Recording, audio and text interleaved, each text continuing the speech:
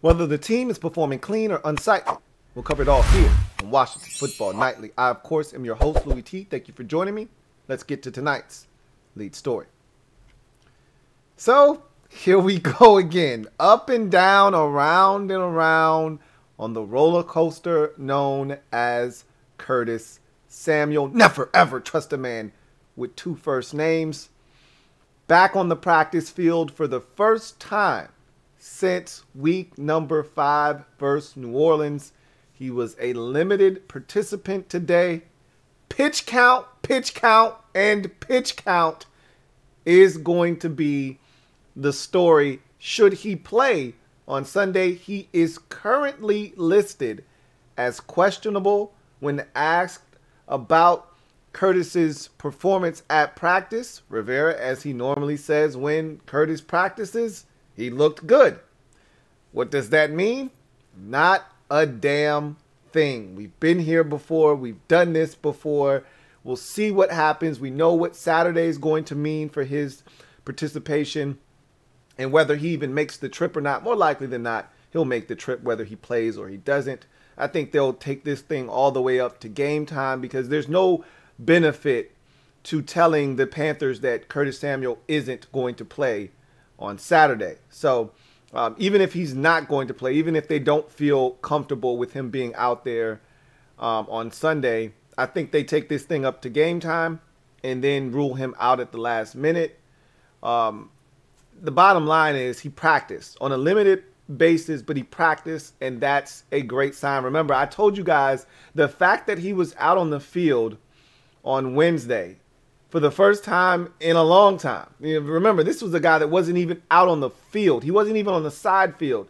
Remember, 2 weeks ago, he was out getting a evaluation from a doctor. He wasn't at practice. He wasn't at the team facility. He was getting an evaluation from a doctor. So I didn't think we would be at this point where we'd be talking about this guy hitting the practice field. But once he hit the practice field, once he hit the side field earlier this week, I said, well, that's a sign of progress. I mean, we've seen the side field action all year long, and it hasn't amounted to much. But that's better than him not even being at practice and being visually located at practice. So we're trending in the right direction with him. He'd be a massive boost. We've seen, in little doses, little small, tiny doses, what this guy can be for this offense.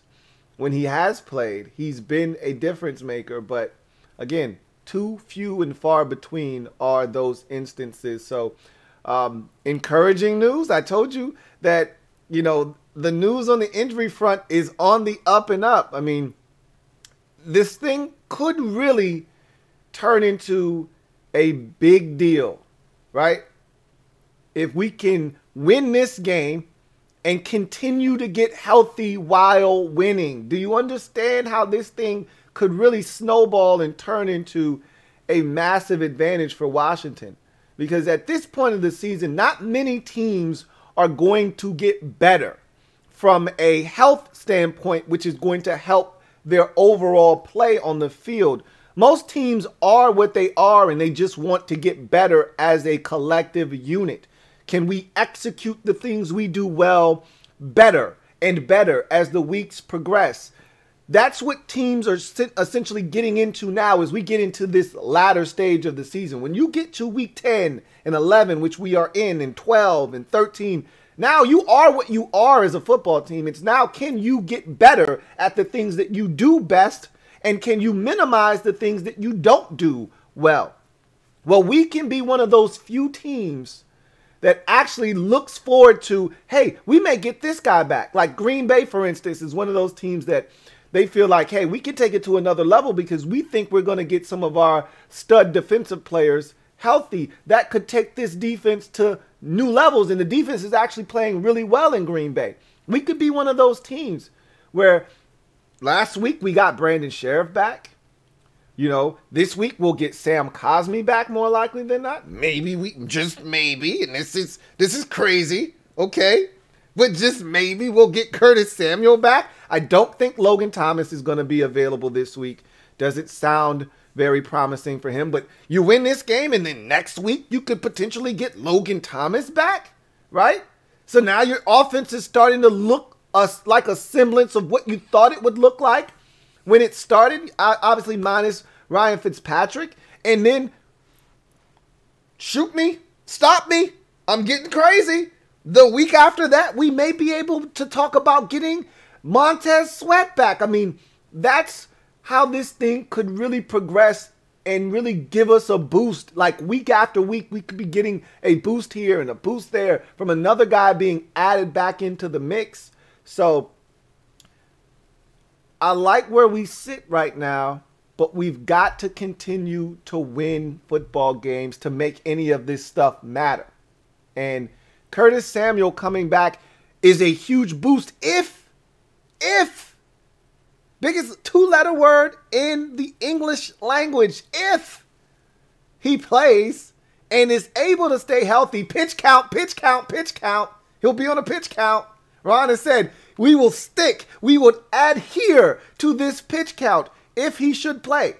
We are not deviating. I don't care how many guys get injured. We will play with 3 receivers and 2 tight ends the remainder of the game, or 2 running backs. If this guy is, if we have injuries at the receiver position, we are not exceeding the pitch count this time around. So if he plays this week, massive boost, because Carolina can't really prepare for Curtis Samuel in this offense. They know what he can do. They've had him. They know what his skill set entails, but they don't really know what to expect from him in this particular offense because he hasn't really played this season. So that could be a boost for Washington. Again, don't get your hopes up. I'm not getting mine up. I'm just stating that the fact that this man has practiced for the first time since week 5. That's a pretty big effing deal, okay? So we'll see if it leads to anything. If it doesn't lead to him playing this week, then more likely than not, it's a good sign that he's trending in the right direction to play next week. So at the end of the day, this is great news whether he plays or not. The fact that he practiced, again, doesn't mean that he'll play this week. Doesn't mean he'll play next week. You know what I mean? Like, we've been here with this guy before. But the fact that he's on the practice field is always a good sign. It doesn't hurt. It can't hurt, you know, or maybe it can. But in any event, Curtis Samuel practiced today. That is great news. And his status for Sunday right now is questionable. And speaking of which, let's get to in other news. And we'll tackle that injury report for Sunday's game here in a second. But we had some different people step up to the podium on Friday. And generally, you get your unique press conferences on Friday. We heard, this is the first time I've seen him in a Washington football team capacity. Richard Rodgers, the assistant defensive backs coach, spoke. And remember, Richard Rodgers, if that name rings a bell, we had his son, the tight end, Richard Rodgers, here in Washington an off season ago. Not this past off season, but last off season, and he didn't make the football team. Went on to play really well for the Eagles. That's his dad. So he's the assistant defensive backs coach. He spoke at the podium, and another guy that came from Carolina. So, you know, again, most of the staff has come from Carolina. And Antonio Gibson spoke. I want to talk about some of the things he said. And Ron talked as well. And we'll talk about what Ron had to say. But obviously, want to get to the injury report and tackle that first. So let's take a look at the injury report for both teams, starting with Washington. And this looks pretty clean. This looks exactly the way we thought it would look. And the assumption is we'll have most of these guys available for us. I think it's the same 11. Let's count it out. 1, 2, 3, 4, 5, 6, 7, 8, 9, 10, 11. So same 11 guys. No additions, no subtractions from this injury report from yesterday. So still 11 guys. And we've talked about this. Of the 11 guys, the assumption was 9 of them would play, 2 would be out.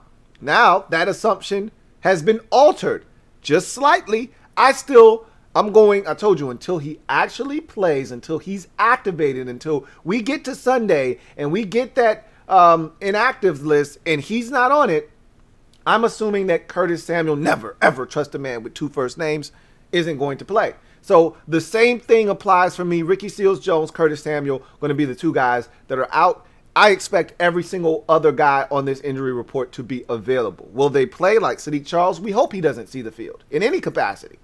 But he'll be available, I believe, come Sunday. Kendall Fuller, limited again today. He was limited on Thursday. I think he's going to be ready to go on Sunday. Benjamin St-Juste, a guy that was limited on Thursday. He was a full participant. He's still listed as questionable. I think they're doing that just because you're dealing with a concussion. You don't know how he'll feel on Saturday or Sunday, you know. And so right now, the prevailing thought is you go from limited to full participant. If he feels good on Saturday, he's a go on Sunday. So I expect Benjamin St-Juste to be back on the field for us on Sunday. Sam Cosmi, as you can see, from Sam Cosmi down, Antonio Gibson, Terry McLaurin, Samis Reyes, Brandon Sheriff, Danny Johnson, all are no longer listed on the injury report in terms of game status. They're all going to play. So again, we knew that coming into the week that most of the guys towards the bottom of this list were going to be fine. We talked about that on Wednesday. It was the upper quadrant of this list that was worrisome, and really with St-Juste was something that was problematic for me on Wednesday. Same with Kendall Fuller. Both of those were quelled on Thursday when they both practiced, so I was able to then kind of disarm that situation that was getting a little dicey, and then you just were able to narrow your focus to really Ricky Seals-Jones and Curtis Samuel. And I told you Ricky Seals with the hip pointer, that's a 2 to 4 week injury. I said we're gonna go ahead and slice that thing down the middle and go with 3 weeks or so before we see him again. And so that leaves us with Curtis Samuel. Ricky Seals-Jones, as you can see, already ruled out of the game. Not a surprise. And now Curtis Samuel showing up on practice on the injury report as a limited participant, meaning he got some positional work in, and showing up as questionable is huge. Now, again, will he play? That remains to be seen. I'm not holding my breath, but it's always good to see something other than a DNP for Curtis Samuel. As we transition to Carolina, again, their injury report pretty clean. They did add an extra name here in Yetur Gross-Matos, their second-round pick out of Penn State from a year ago. But as you can see, he has an ankle, but he was a full participant. So, and he's not even listed on the game status. So, again, not a big deal.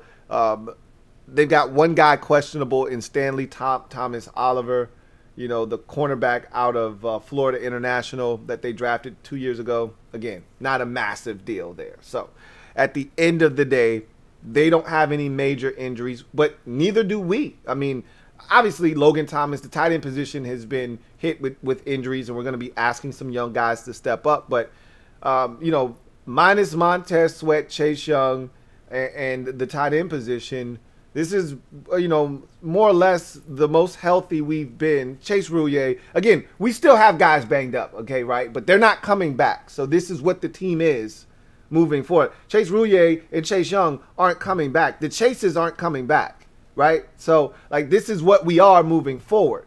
We ultimately think we'll get Montez Sweat back. We ultimately think we'll get Logan Thomas back and Ricky Seals-Jones back at some point, right? But right now, those guys aren't coming back for the foreseeable future. So this is who we are right now. And I like where we sit, honestly. But we'll see what happens. Carolina, they're pretty healthy, man. Probably the healthiest they've been all season.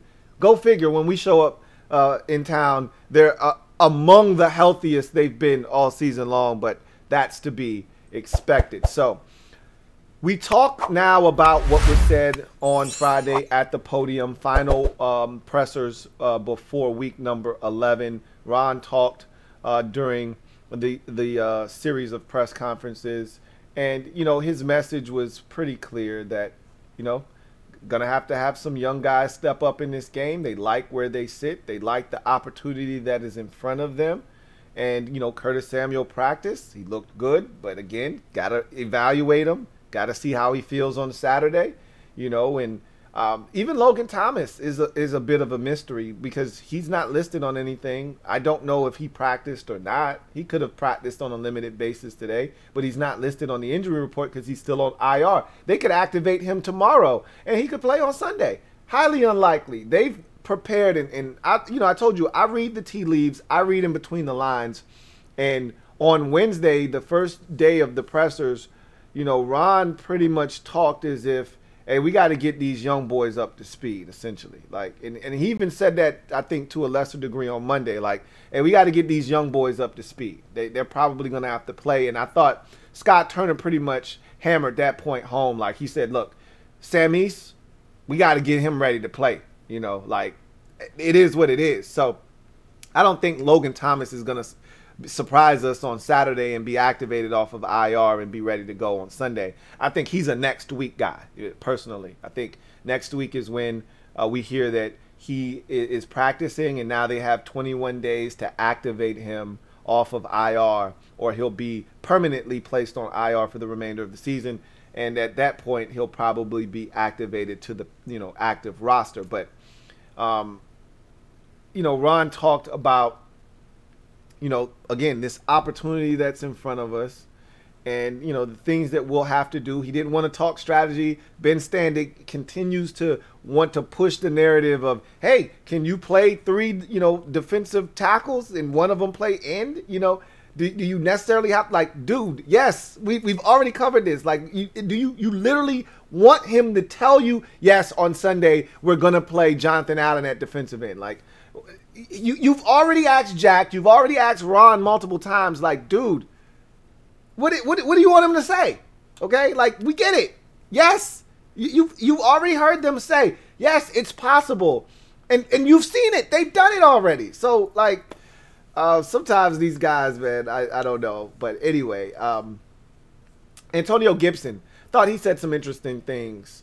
One of those things was that during his bout with the stress fracture on his shin, he was like, it was hard for me to really, because remember, he looked so much more powerful in the game against Tampa, and I talked about that's the best he's looked all season.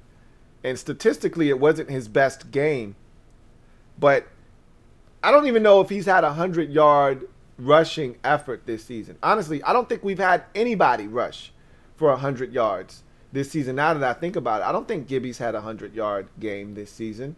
And I think, honestly, truth be told, Taylor Heineke's 10-carry, 95-yard effort against Green Bay might be our biggest rush game of the season, now that I think about it. That said, I thought Gibby's performance against the Tampa Bay Buccaneers was by far and away his best of the season. He scored 2 touchdowns. He ran physically. He caught a couple of passes, one on a critical 3rd down.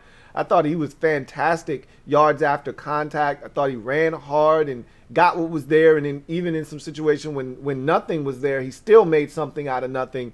And he said the reason that he was able to do that is because he was feeling a lot better, and that shin had had a chance to heal a little bit more because of the bye week. He couldn't really put any extra strain or weight, to drive through defenders, before that. So he's feeling a lot better about that. And he talked about, not having a ton of opportunities in the pass game. He's like, yo, look, I think we got we got one of the best, if not the best, pass catching running back in the NFL. So, I don't mind taking a back seat to this dude because we got a guy that can do that. And honestly, at this point, I don't want to overwork Gibby. I actually like the fact that Jarrett Patterson is getting a couple of carries a game now, and they're spreading it around so that Gibby's a lot fresher when he does get his reps. They're clean reps.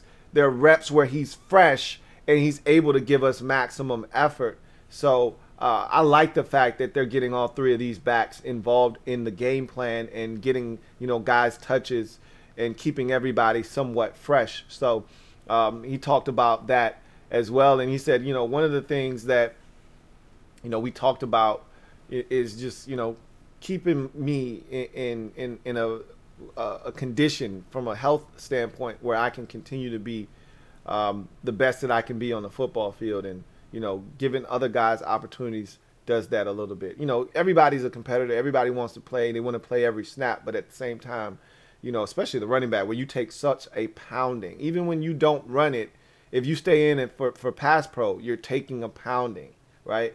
So I think Gibby's in a good spot right now, but got to continue to build off of what he did a week ago. And that's not just a Gibby thing. That's also a Scott Turner thing as well. Offensive line, all of those guys, all encompassing. It all includes all of those guys, because without the offensive line, Gibby's job becomes that much harder, and he can't get the football if Scott Turner doesn't call a run or the quarterback doesn't audible to a run that was initially a pass. So there's a lot that goes into it, but it's good to see Gibby trending in the right direction. And then, as I mentioned, we heard from Richard Rodgers, assistant defensive backs coach, and he really just kept it basic. Like, look, you know, guys are getting an opportunity to gel and mesh together. Like, and he's just hammering home the same point that we've talked about numerous times on this program, and a lot of these coaches and players have echoed all season long. Look, it's a different defense. You know, you got 4 or 5 different dudes in the defense from a year ago. Like, it's not the same core group of guys. So the secondary in particular, there are a lot of changes. Like, the only guy in the secondary that was there last year for the bulk of last year was Kendall Fuller. Benjamin St. Juste is new. All right. Cam Curl isn't new, but he's more around the line of scrimmage.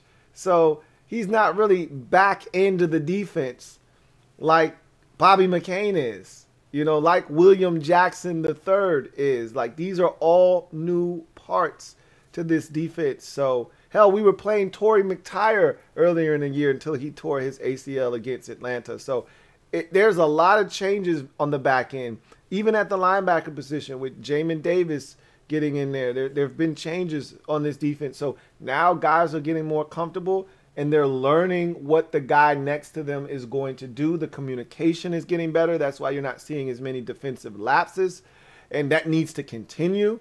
And it's starting to all come together. This is why I talk about football being one of those sports where you can't just throw guys in a pot and just expect that meal to taste great.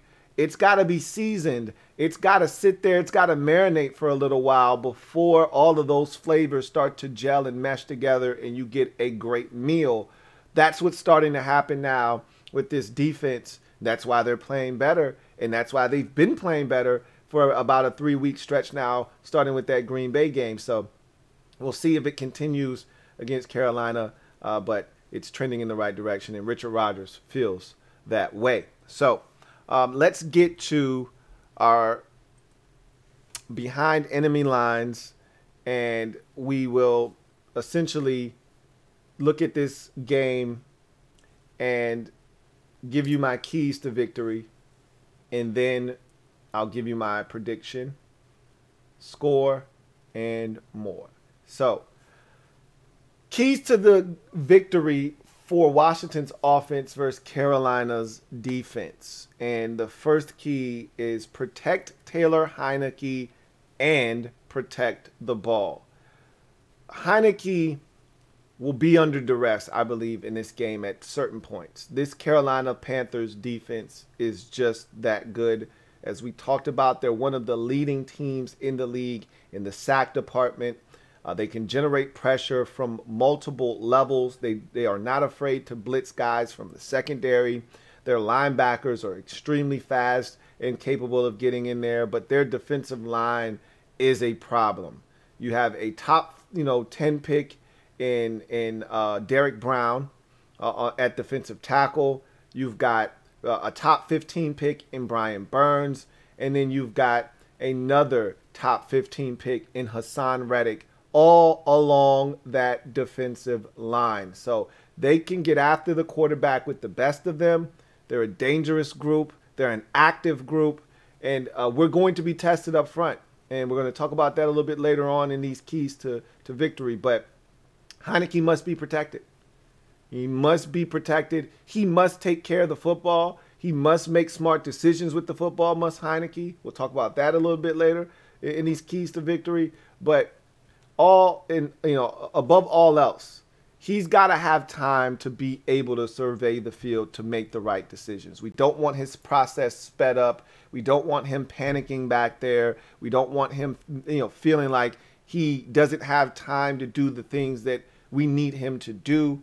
And we need him to be aware of Hassan Reddick or Brian Burns. Even as they're being pushed around the pocket, those guys are very adept at knocking the football out. They're some of those smart defenders that they know I can't get there, but what I can do is reach out my arm and try to pop it free. He's got to be aware of where he is in the pocket and where those guys are.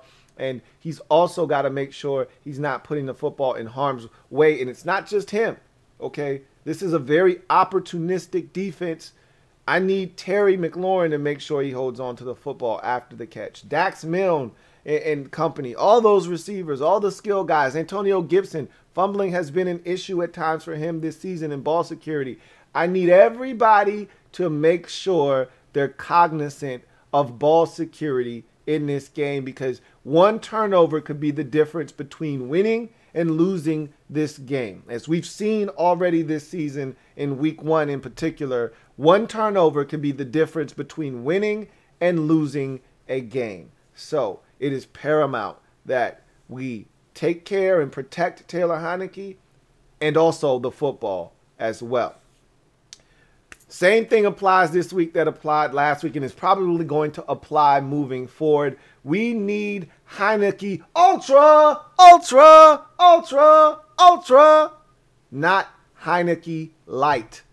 Okay, Heinicke Ultra is necessary. And again, I'm not asking for him to carry this football team. He didn't carry us last week. He made plays when plays were there to be made, and when his number was called, he made the right reads and throws last week. That's all we're looking for from Taylor Heinicke, is to manage the game, distribute the football, hit 9 different pass catchers last week. I want to see more of that this week. But most importantly, protect the football, make smart decisions, get it out of your hands and into the hands of your playmakers, and keep us ahead of the sticks. Don't have us in 3rd and 14. We were in some situations like that last week, and he did a good job of getting us into manageable 4th down situations where he ran one on 3rd and 14, got 11, and made it 4th and 3. We ended up kicking a field goal. And then one time it was 3rd and 11. He got it to J.D. McKissick, who got 8. And we went for it on 4th and 3, and he got it to J.D. McKissick again, and we converted. So you'd like to stay out of those 3rd and long situations, which we did a pretty good job of doing last week. And when we do get those 3rd and shorts, the 3rd and 3s, the 3rd and 4s, the 3rd and 5s like we got last week, we need him to do what he did last week, which is complete passes to move the sticks. So we need Heinicke Ultra, not Heinicke Light. The next key to the game offensively, get off to a fast start. I've talked about this. I've preached this week in particular, because this hasn't been an issue as much as it was earlier in the season where we were just dreadful to start games. This hasn't been that big of an issue. However, it's going to be paramount this week, because I've talked about how bloodthirsty this crowd is going to be, how raucous they're going to be. Now, I also acknowledge that there are going to be a lot of Washington fans in attendance, because, again, this particular market used to be all Washington fans before the Panthers came to town in 1995. So there's going to be Washington fans in attendance, but those Panthers fans are going to be loud. They're going to be proud because their prodigal son has returned in Cam Newton, and they're going to want to get this thing, and they're going to be charged up for the start of this game. So it is imperative that if we lose the toss, the Panthers, elect to defer to the second half and we get the football first, it is imperative that we don't allow that crowd noise to permeate and disrupt what we're trying to do. It's imperative that we don't go 3 and out and allow that crowd to really get, in full throat and have that, adrenaline bleed over to the offense, and they come out and they blitz us early, and now we're fighting an uphill battle. It felt so good last week to play with a lead for the entire game. Again, when's the last time we were a wire-to-wire winner in a game? Like, that's, you probably got to go back to last year sometime. right? We only got 3 wins. Neither of them this year have been wire to wire. So that Tampa win, clearly the first time we went wire to wire as a winner. We don't do it very often. It's so nice to be playing with the lead, to be out in front, protecting a lead instead of playing from behind and trying to catch up. So it'd be nice to start fast, keep Carolina on their heels, and not allow that crowd to really be a huge part of this game, especially early on. The next key to the game, I think, is going to be really important. Anytime we start talking about points, it's massive, right? Because that's how you win games in this league, by scoring points. So this next key, I think, is going to be huge. Get points, period, okay? And that period is huge because this isn't the Kansas City Chiefs. This isn't the Green Bay Packers that we're playing. This isn't the Tampa Bay Buccaneers that we're playing where you feel like we got to score 30 to have a chance. This isn't that type of week. I feel like this is, and I think I said this earlier in the season. I can't remember what week it was. It might have been, you know, the Green Bay game, but I don't think it was the Denver game. That's what it was. It was Denver where I said, look, they're not Green Bay. They're not Kansas City. They're not Tampa Bay. We don't have to worry about scoring 30 to beat Denver. We just need to score points. And the problem was our field goal kicker got kicks blocked and, you know, the same old BS that has haunted us all season long, haunted us in that game. And we didn't score enough points. And all we needed was 18 to beat the Broncos in that game. All we needed was 18. Couldn't get to 18. Could only muster 10. So this is one of those types of games where I think it's going to be a physical defensive struggle that there won't be a ton of points scored. You know, it'll be enough. But this is one of those games where if you get in the field goal range, you got to take the field goal. You know, it's 4th and 4. It's tempting. But unless you're in a situation like we were against Tampa Bay where you're like, okay, we done forced 3 turnovers or we done had the ball in prime field position like this 3 times and we've kicked field goals, we need to give us a spark. Let's go for it. Unless you get into one of those, look, if you drive it 7 plays, 65 yards, it stalls out at the 27, it's 4th and 4, kick the damn field goal. It's tempting to go for it. Kick the field goal. Okay? You got an 11-play drive. It stalls out at the 12-yard line. It's 4th and 2. Kick the field goal. Okay? Kick the field goal.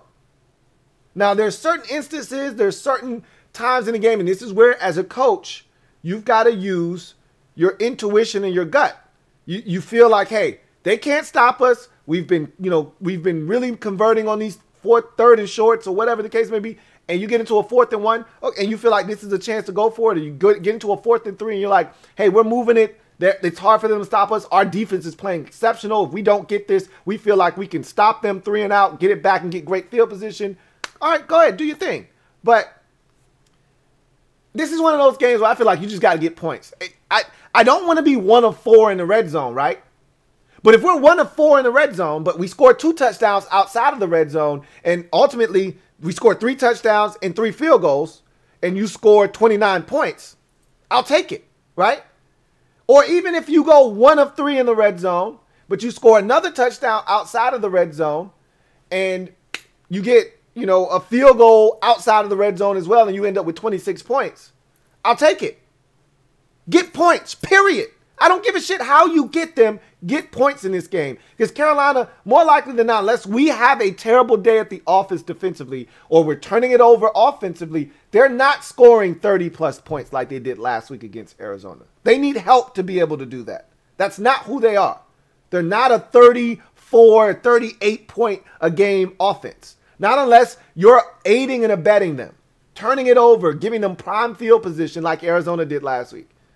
That's not who they are as an offense. Get points, period. And then finally, last key to the game for this Washington offense versus this Panthers defense. Young guys got to step up, okay? Our offense is littered with young players that are getting an opportunity, whether it's due to injury or just because we're playing a lot of young guys. I think this is a young guys game offensively. And so Gibby, a lot of times we talk about Antonio Gibson like he's a 4-year veteran in this league. This man is in his 2nd season. Some of you have put some crazy expectations on him. And yes, he had a tremendous rookie season. He scored 13 touchdowns. He was phenomenal. And a lot of us thought that he was going to have this ridiculous second season, you know, and have all these touchdowns and eclipse 1,000 yards as a rusher. He may do 1,000 yards when it's all said and done. He's already got 600 and there's still, you know, 7-8 games. If he stays healthy, he may be able to eclipse 1,000 yards. That's not hard to do, especially in a 17-game season. You know, 1,000 yards isn't a big milestone anymore. It was when it was 14 games. Really, even in a 16-game season, 1,000 yards isn't that much. You already got to average 63 yards or something like that per game in a 16-game schedule. Now that number comes down to like probably closer to 60, maybe even 57 yards a game with that extra game added. So it's not a big deal to go for 1,000 yards. The bottom line is Gibby's a young player. We need him to step up in this game. Okay. Deanna Brown, I think we saw a little bit of him last week. He was a non-factor, didn't have a target. He was more of a decoy than anything else. I think he actually gets back into the fold as a guy they try to get the football to this week. Dax Milne, we saw him fumble last week, but his role is growing on a weekly basis. But, you know, with a guy like Curtis Samuel coming back, some of those snaps for some of these guys will be decreased if, in fact, he plays. I gotta make sure I throw that caveat in there. There's no guarantee that he plays. But Dax Milne may be a part of this offense and a guy that gets the football, need him to step up, make some plays. Obviously, the young guys at the tight end position are going to be front and center. John Bates, Samis Reyes, some more young guys will be relying on. And I think this is a guy that we don't talk about enough, but he's coming back from injury this week. And Sam Cosmi, he's going to have a huge task in front of him. His hands will be full. This will probably be the best set of pass rushers he's seen since week 1 against the Chargers, where he struggled. So this is going to feel a lot like week 1 for him all over again because he hasn't played in almost a month. So he comes back, and what he's coming back to is Brian Burns and Hassan Reddick. So we need him to step up. We need Sam Cosmi to step up in this football game. So a lot of young guys are going to be relied on in this football game. We need the youngins. We need the young pups to step up in this football game. So we now transition over to Washington's defense versus Carolina's offense. And the first key to the game is to neutralize Cam Newton's legs and his impact on the game. Like Jack Del Rio said, there's only so much, and I said this when he got back into Carolina, there's only so much he can do, right? Like, he's only been there 2 weeks. So there's only so much of the playbook he knows. There's only a handful of plays that they're going to give him. They're probably about a good 15 plays or so that they're going to run, and they're going to run the shit out of them. And they may get to him from different formations and different looks, but it's the same damn play, right? So the impact that he's going to have as a passer, I think, will be limited if we can neutralize his legs. If his legs, and you know the story with us over the years with mobile quarterbacks, it has not been pretty. We've struggled with guys that can run. We've struggled with them this year. Mahomes got us a couple of times. Justin Herbert got us with his legs a couple of times. We've seen the mobile quarterback really be a thorn in our side. Okay, Josh Allen got us a couple of times. You know, over the years, Daniel Jones has gotten us. Daniel Jones ate us up in week 2 again with his legs, had a big touchdown run called back with a holding penalty that was questionable at best. We have to neutralize Cam Newton's legs. If his legs become a problem, we are in trouble. And that will then open up their pass game because the RPOs then become in play and they become something that you must respect if his legs become problematic. So if you want to neutralize his impact on the game and limit it, the way to do that is to take away his impact with his legs. Make him a passer. If he beats you throwing the football, then you deserve to lose the football game. Touche to them, and you deserve to lose. But if he gets you with his legs, then I feel like you weren't prepared because you know what's coming. You know they're going to run read option. You know they're going to run quarterback power. You know they're going to run quarterback dive. You know they're going to run quarterback sweeps. You know these things are coming. They're going to run a fake they showed us. They're going to run fake quarterback draw, step back, throw it.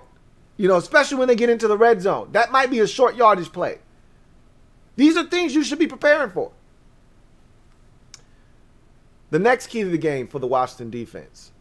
Laser-like focus on CMC, especially out of the backfield as a wide receiver. This guy is dominant out of the backfield as a pass catcher. He's dominant as a runner out of the backfield. But I think we can neutralize him as a running back, running the football in a typical running back traditional sense.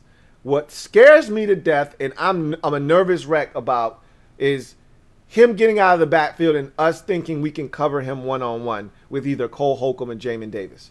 I remember Alvin Kamara getting down the sidelines against us in week 5, and Cole Holcomb in heavy pursuit, but, trailing by about a step and a half, and Jameis Winston just throwing it on the outstretched arms of Kamara. Kamara usually catches that football, and if he does catch it, it's probably a touchdown.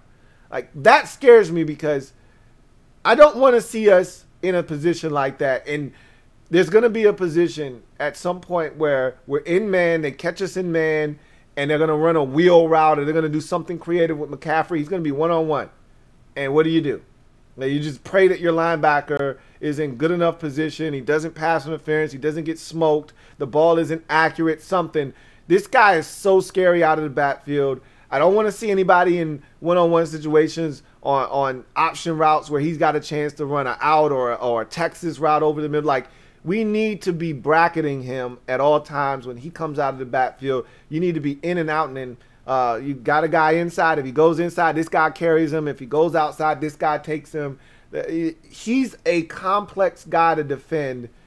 We need to have laser-like focus when it comes to Christian McCaffrey. CMC must be, I can't say stopped because he's such a dynamic player, but we have to at least slow him down, especially his impact on the game as a pass catcher.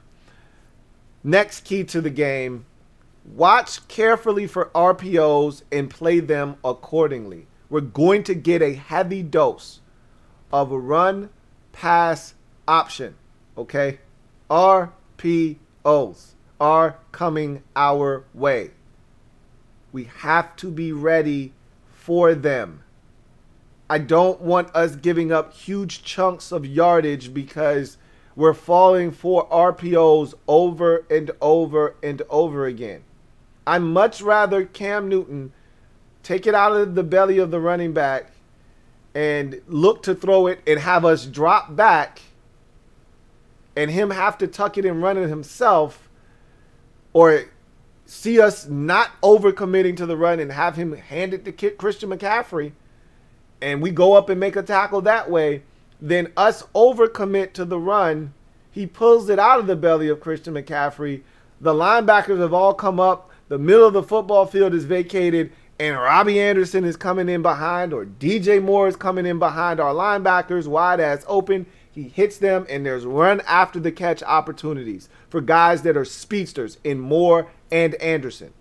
I do not want to see that happening. The RPOs are coming. Be prepared, okay? Just like the Lion King. Be prepared. Be prepared. It's coming. You know it. I know it. Be prepared. Play them accordingly. Next key to the game, defensively for Washington. Continue to take the ball away. This is something that we weren't as prolific at early in the season, but the last 5 games we've had at least 1 turnover generated. We had multiple turnovers generated in 3 of those 5 games. So we've been producing turnovers. All right, we had 2 turnovers of Tom Brady in the first quarter of our last contest. So we need to continue to push the envelope, continue to generate turnovers. We picked off Patrick Mahomes 3 times in the first half. We need to continue to push the envelope of the turnover battle. We need to continue to generate short fields or at least take away opportunities, because I don't want teams driving the length of the field on us. But even if they do and we come away with a turnover like we've done this season multiple times, whether it's against Kansas City or it's against the Chargers, you just took away a scoring opportunity. Even if our team now has the football and has to go 95 yards, you just took away a scoring opportunity. So continue to create turnovers. That's been big for us. You know, we got to protect the football, but we also need to try and take it away, and we've done that really well the last 5 games. I'd like that to continue in this football game, and I think it will.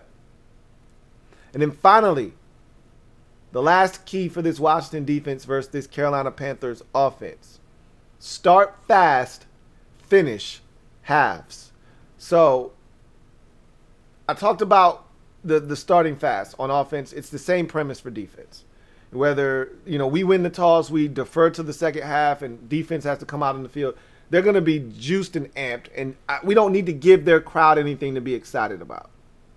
A good old-fashioned 3-and-out will do them some good. Sit your ass down and be quiet. Okay? I don't want them getting involved in this game to the point where they have an impact, where they're forcing us to call a timeout because we can't hear, and Heineke gets to the line of scrimmage, he's trying to bark out some things, and they can't hear. Or we're going false start, or the defense is jumping off sides. I don't want us to be impacted by the crowd. The way to minimize that from happening is to start fast. And it really doesn't matter if we're on offense or defense. We need to start fast in this game. And then I thought we did a tremendous job of this last week, probably better than we have in any game this season, except maybe the Giants game, where I thought we were exceptional in finishing both halves of that game. But you can't top what we did in this game. You know, we got a field goal in the first half. We did give up the field goal, but we shouldn't have, but we did. But we got the field goal offensively. We really managed the clock well there. And then you got the 19-play, 80-yard, 10-minute, and 26-second drive to cap off the game with the touchdown to finish the second half and finish the game. We need to do that again. Not necessarily that drive per se, but we need to finish halves strong like we did against Tampa Bay. I think that is important. I think it is imperative that you go into the locker room with some momentum. We didn't necessarily go into the locker room with momentum, but we were up by 10. We were feeling good about what we had done in the first half, and it kind of bled over into the second half. We came out with confidence, even though we didn't score on our initial possession. The defense came out, got a stop, and it wasn't until the offense got pinned up in their own territory, and Tressway had to punt from essentially his own end zone, and the Buccaneers got great field position. It wasn't until then that they were able to put up points on the scoreboard. So, and then obviously what we did at the end of the game to finish the game and finish that second half was monumental. So I think that's something we need to do again. It was huge last week, and I think it's going to be huge again this week. So those are your keys to the game and to victory for both sides of the football. And now we get to my final outcome of the game. And I think that, you know, the desperation that we saw from this team last week was real. We were the more desperate team. You know, we wanted it more. I think we are the more desperate team again. Carolina's 5-5. They've got 5 wins in this wide open NFC. We're desperate. We're 3-6. We can't afford to drop another game. This is for Ron. And as much as I've tried to downplay it, and I don't really want to talk about all of these storylines, but other people have talked about it, you'd be a damn fool to think that this coaching staff and these players, more importantly, don't want to get this for Ron. They know how important this is for Ron. Okay, we can sit here and try to dance around it, but the fact of the matter is these players want to go and get this game for Ron Rivera.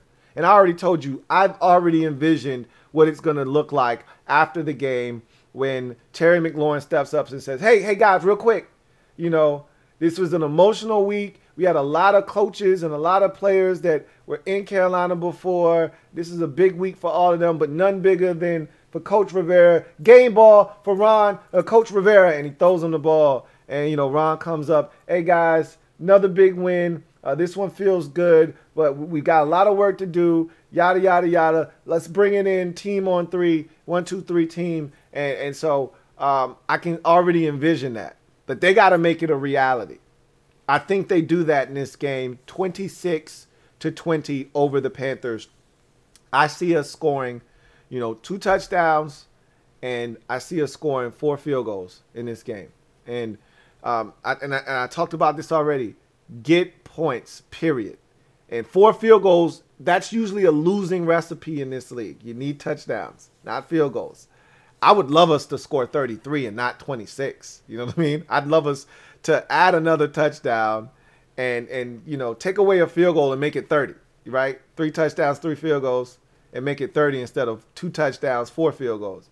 But I just think this Panthers defense is that good that, you know, things are going to condense, tighten up in the red zone, and we're going to have to settle for some field goals. And I think drives are going to stall out. And, you know, all it takes is one mishap. Like last week, Ricky Seals-Jones, balls go through his hands on a 3rd down. That would have kept the drive alive. And now you got to settle for a field goal. You know, I hope I'm wrong about that, but 26 will be enough to win this game.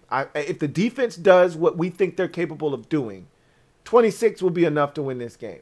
If they don't, 26 won't, and then we'll have to take it to 30. But I think 26 is enough. I think that we're right in this ball game, okay?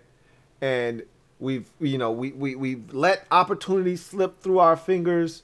It's 19, to 13. We're up in the 4th quarter. The Panthers have a great drive. They take the lead 20-19, right? And we get the football with 7 minutes and 42 seconds left, and Heineke takes this offense down the field. We score the touchdown. In that situation, you'd go for 2. So more likely than not, we'd end up with 25. So you know what? I'm going to amend our score to 25-20 because we'll be down 20-19 with 7 minutes 42 seconds left in the 4th quarter. Heineke engineers a 5-minute 42-second drive that leaves the Panthers with roughly 2 minutes to go. We score right before the 2-minute warning. We go for 2. We do not get it. So it's 25-20. And now the defense has to get a stop, and they do. Now the Panthers make it interesting. They get all the way down inside the 30-yard line to about the 27, 26. But that's where the drive ends. Washington holds on for dear life. Just like they did the last time we played Carolina with Cam Newton. They got all the way down the field to like the 30-yard line. Drive stalled out, and we held on to the victory. I think we do something similar here. Come out of this thing victorious, 26-20. If you remember the last time we played Carolina in Carolina, which was 2019, and that was the game Adrian Peterson and Darius Geis went off. That was the game Ron got fired, if you recall, afterwards. We had to get a stop like that. Christian McCaffrey, they got all the way down to like the 2-yard line. McCaffrey looked like he was about to go in. One of our defenders, I can't remember who it was, but it was a guy that we had signed like off the street like maybe 3 weeks ago, and he was making some plays for us. He gets this massive stop, and then we ended up sacking Kyle Allen, and we ended up winning the game. I don't remember what the score was, but I remember that's how the game finished. So, yeah, I think it's going to be another one of those types of games. So 25-20 is my final score, and that's my score and more. What is yours? Leave it down in the comment section. What do you think is going to happen in this game? What is the outcome, and how is it reached? Love to hear your thoughts and your comments on that. That's going to do it for me, your man Louie T, here on this installment of Washington Football Nightly. I am a Washington fan, etched in burgundy and gold. My Washington spirit will never die. Washington spirit will never fold. Until we meet again, hail to our beloved Washington football team. Looking forward to chopping it up with you guys in the MOBB on Sunday as we watch this game together. And then we will be live shortly thereafter when this game meets its conclusion, win, lose, or draw. Your man Louie T will be there to break it all down on Washington Football Overtime. Until then, you guys enjoy your weekend, and I will see you on Sunday, hopefully after the fellas get a dub. Here comes the diesel. Here comes the diesel. There's the snap, hand to Riggins. Good hole. He's got the first down to the 40. He's gone. The 35, the 30, the 20.